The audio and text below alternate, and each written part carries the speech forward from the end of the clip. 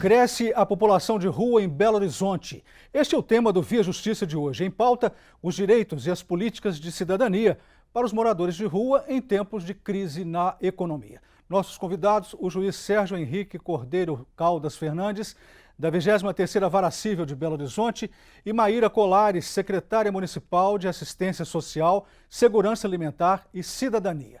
Numa parceria da TV Assembleia com a Mages, a Associação dos Magistrados Mineiros, o Via Justiça está começando.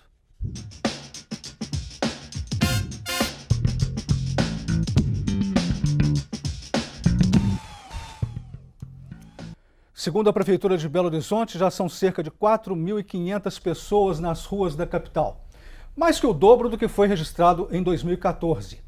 Doutora Maíra, como dimensionar esse crescimento, quais as causas, quais as perspectivas em face da crise econômica?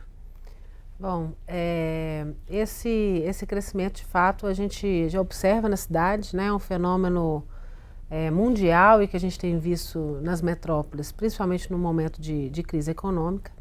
Mas em Belo Horizonte essa metodologia foi utilizada em 2014, era um censo de população em situação de rua, e nessa oportunidade foi feita uma contagem, uma amostragem dessa população na cidade.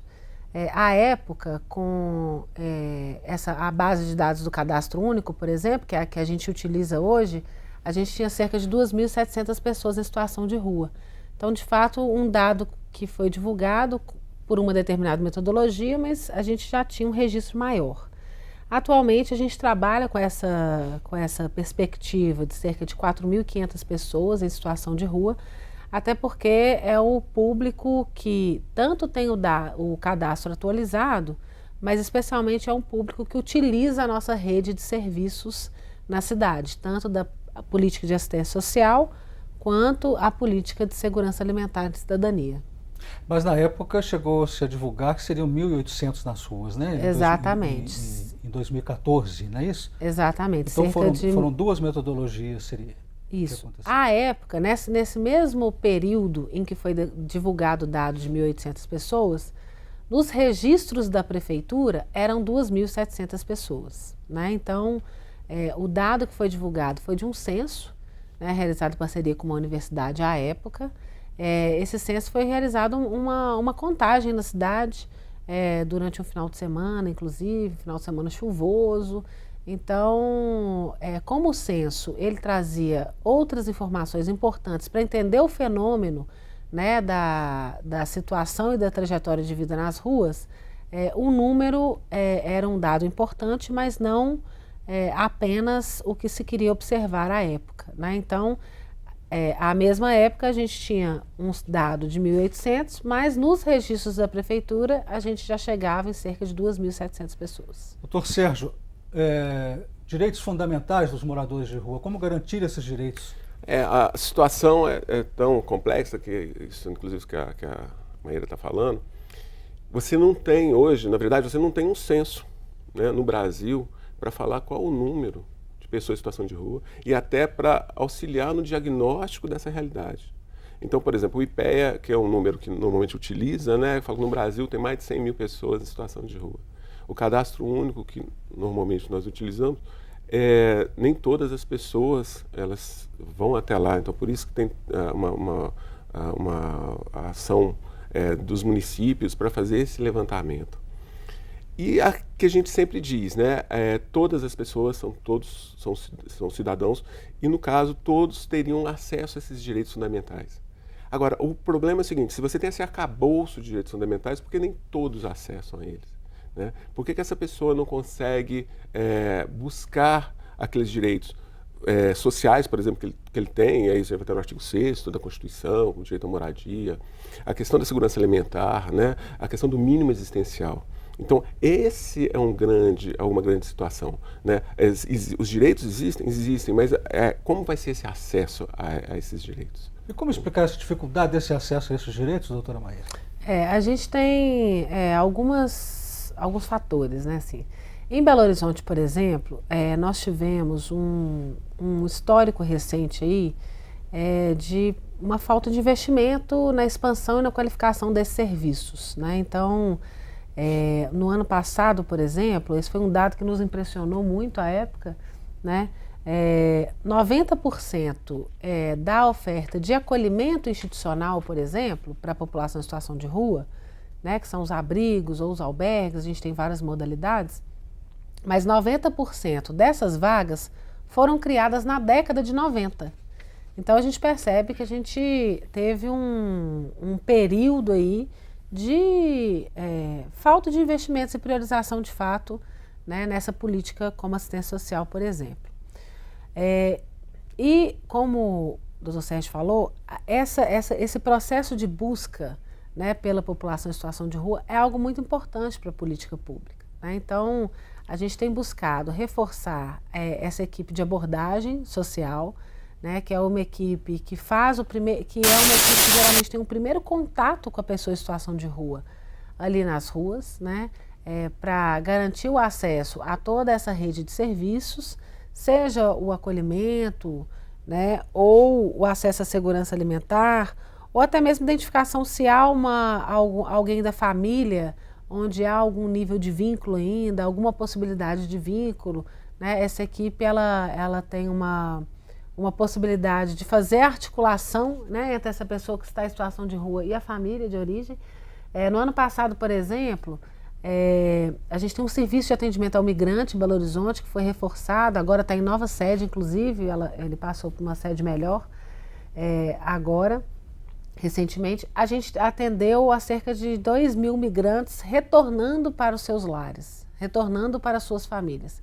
E quando a gente faz o retorno de um migrante aqui em Belo Horizonte, a gente tem uma preocupação muito grande de fazer esse retorno tendo a família identificada, né? Para que também não gere uma outra situação no município de origem. Vamos ver agora a opinião popular sobre o aumento dos moradores de rua em Belo Horizonte. O que deve ser feito para ajudar essas pessoas?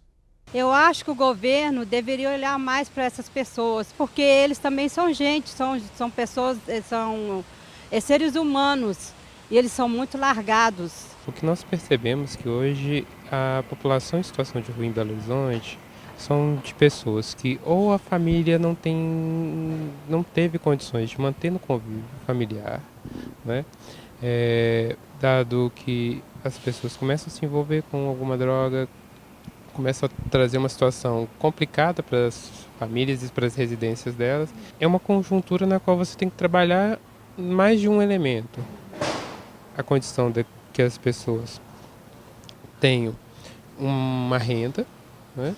E também as questões as políticas, né, para tratamento envolvendo a questão que é as drogas. Acho que deveria ter mais emprego para pessoas assim. As pessoas ficam mais largadas nesse tempo e não tem tanta educação e tanto respeito a elas também. Eu acho que nós temos que sermos menos egoístas e mais solidários, né, com os nossos irmãos marginalizados pelo próprio sistema, pela própria organização social.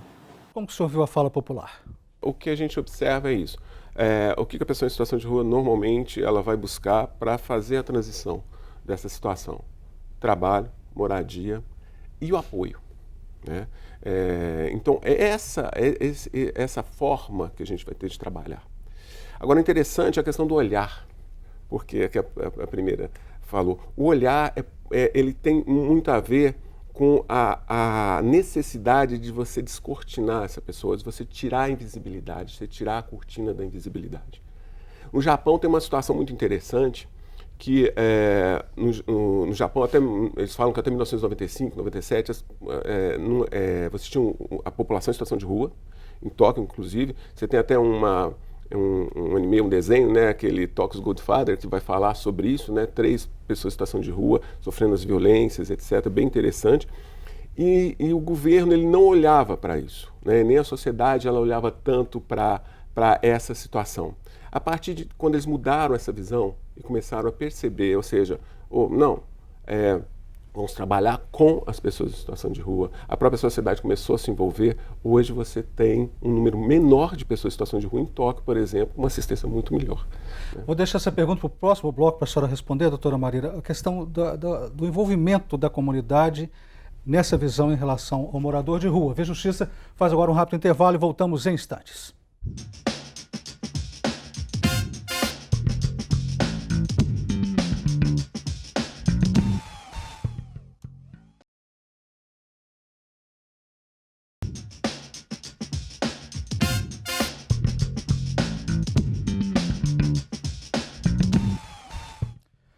O Via Justiça de hoje e os direitos das populações de rua. Em Belo Horizonte, o aumento dos moradores de rua mais que dobrou nos últimos 4 anos.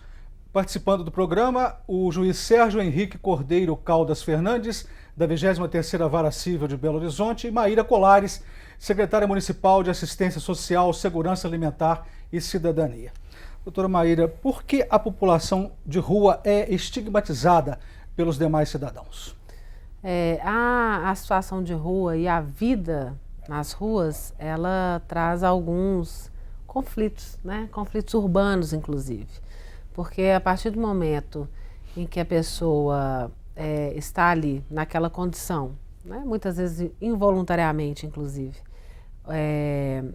ela começa a ter sua dinâmica de vida ali, eventualmente ela acumula um lixo, né? A gente não tem uma retaguarda de banheiros públicos na cidade, por exemplo. Então as pessoas fazem as suas necessidades nas ruas, né? Então toda essa dinâmica da vida nas ruas, ela traz um nível de tensionamento, né? Seja com, às vezes, a população local, dos bairros ou os comerciantes, inclusive, né? Então esse tensionamento ele está colocado para a cidade por esse processo mesmo de utilização das ruas como moradia, né? Ou como uma forma de permanência. Tem uma filósofa espanhola chamada Adele Cortina, que ela trouxe um termo chamado aporofobia, que virou o termo Ah, sim, é o medo, né? Exatamente, o medo, a fobia em relação ao pobre. Aporofobia. Aporofobia. E esse termo ele acabou sendo incluído na Real Academia de Línguas Espanholas, como termo do ano, em 2017, e basicamente é isso. Ela entende que existe uma aversão, às vezes, ao pobre. E a questão do medo da pessoa, de, às vezes, ela ir para as ruas, etc., ela acaba se afastando, não tendo mais aquela questão do altruísmo, não tendo mais aquela questão da compaixão, e a partir daí você começa a ter, igual na Espanha, eles falam que as pessoas em situação de rua, com 47% são vítimas de crimes de ódio.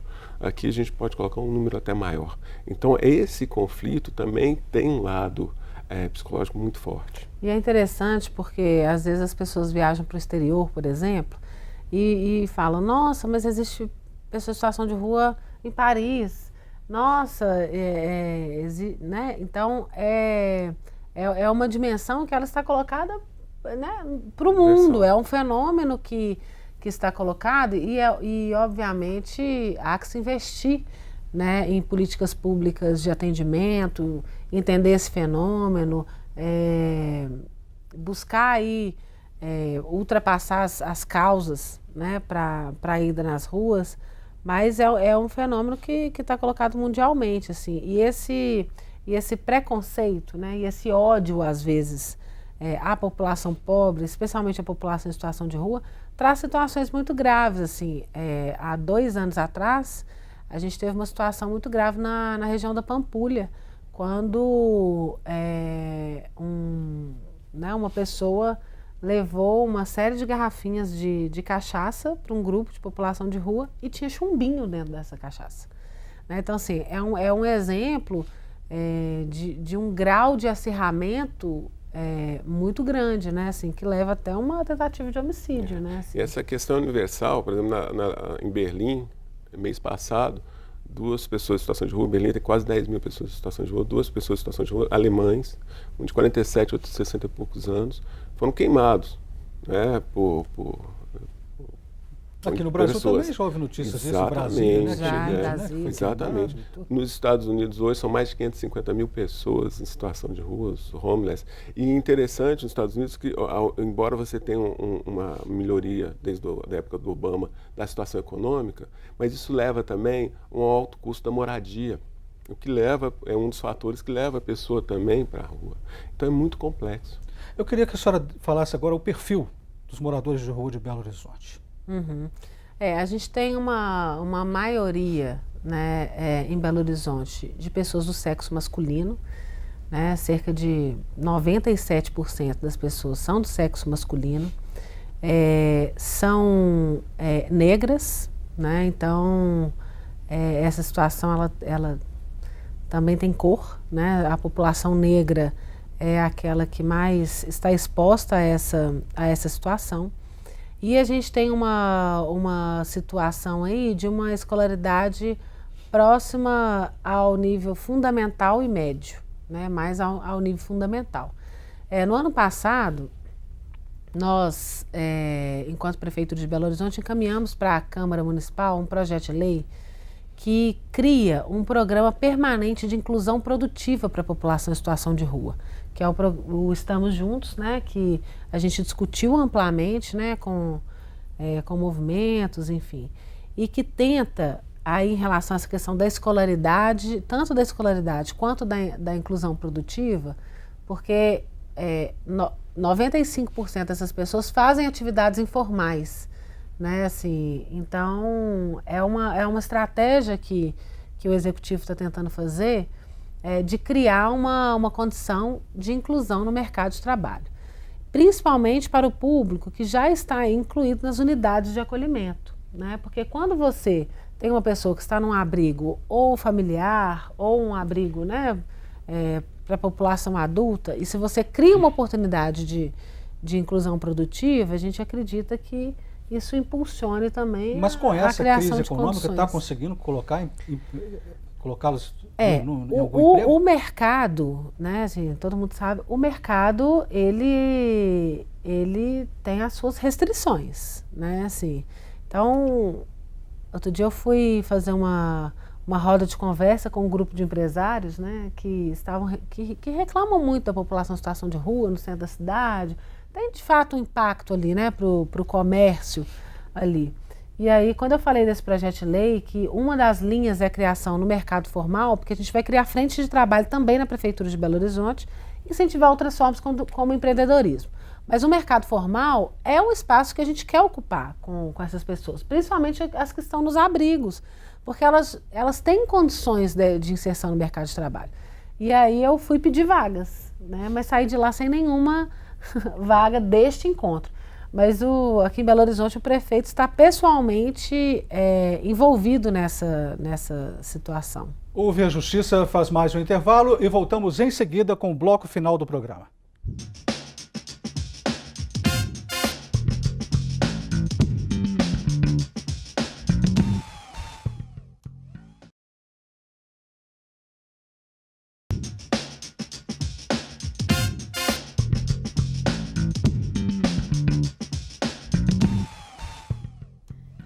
O Via Justiça de hoje falando sobre os direitos das populações de rua.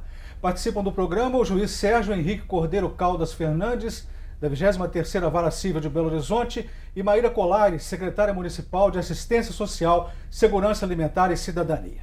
O Tribunal de Justiça de Minas Gerais, o Ministério Público e o Servas assinaram em 20 de maio de 2015 um convênio para ações de proteção de direitos e inclusão social dos moradores de rua.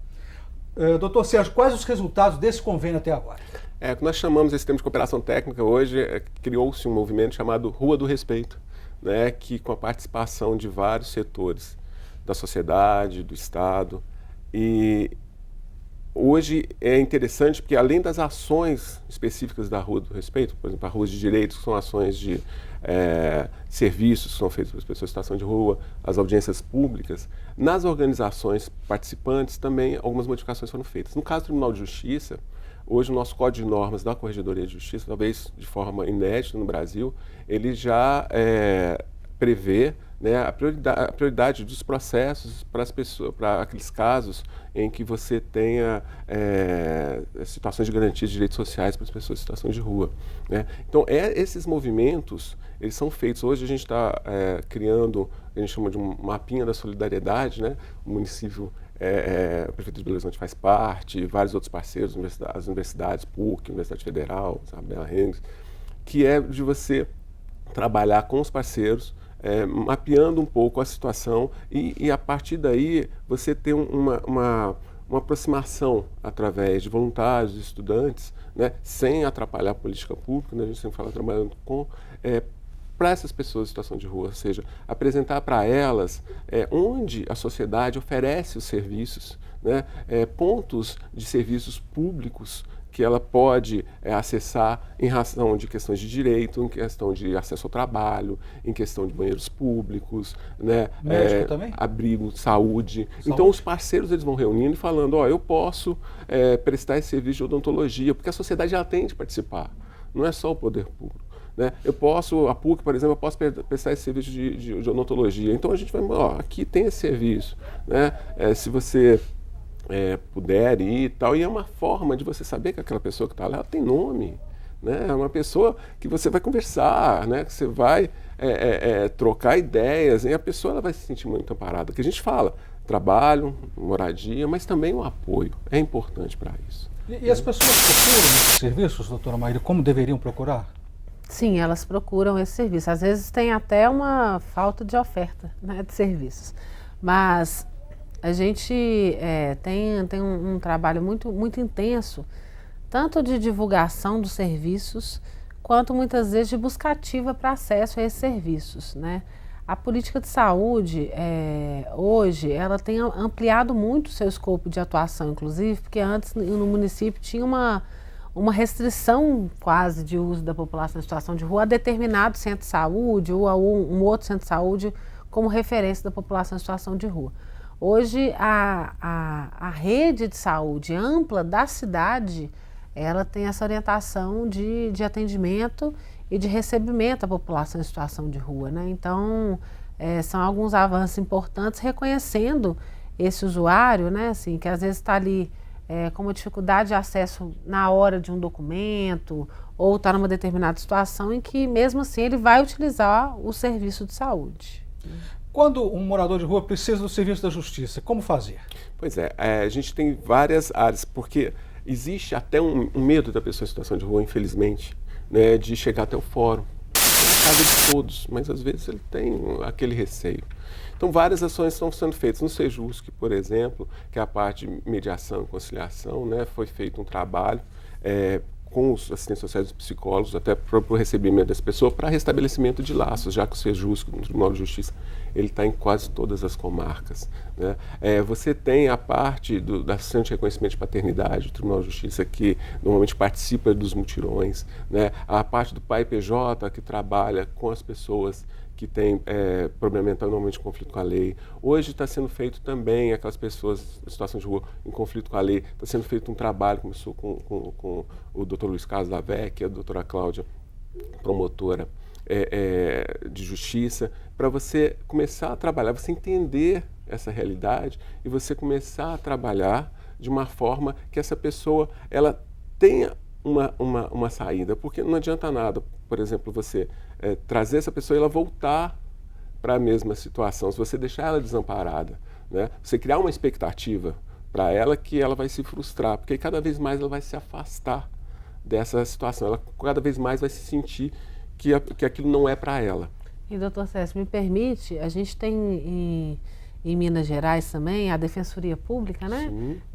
Que é uma das instituições hoje, assim, no cenário, né, público, uma das que mais defende, né, assim, direitos da população em situação de rua. Então, a Defensoria Pública ela tem tido hoje um papel de destaque muito grande, não só no atendimento à população em situação de rua diretamente, fazendo o encaminhamento, né, e acesso à justiça, mas também em espaços coletivos. Né, Um minuto para a gente encerrar o programa. Eu pergunto para o senhor, doutor Sérgio, para a senhora, doutora Maíra, consegue-se resgatar a autoestima do morador de rua? Vamos para as considerações finais.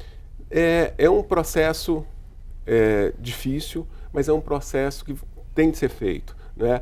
Uma das situações, por exemplo, eles falam do Housing First, né? Que é a casa, moradia em primeiro lugar, que eles usam até aquela questão da pirâmide de Maslow. Vamos tratar das questões, das necessidades principais para você chegar nesse resgate da autoestima. Né? Rapidamente agora a senhora, doutora Maíra. Eu acredito que é possível, sim, né? Mas acredito também que a gente não pode simplificar a questão e nem considerar que apenas uma política pública ou uma determinada área do poder público, ou que o poder público sozinho vá conseguir garantir esses direitos, inclusive nesse processo aí, porque na relação de autoestima, a relação com a sociedade é fundamental.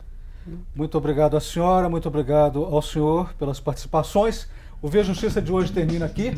Nós conversamos com o juiz Sérgio Henrique Cordeiro Caldas Fernandes, da 23ª Vara Civil de Belo Horizonte, e com Maíra Colares, secretária municipal de Assistência Social, Segurança Alimentar e Cidadania. Fale com a gente pelo e-mail viajustiça@mages.com.br. E até o nosso próximo encontro.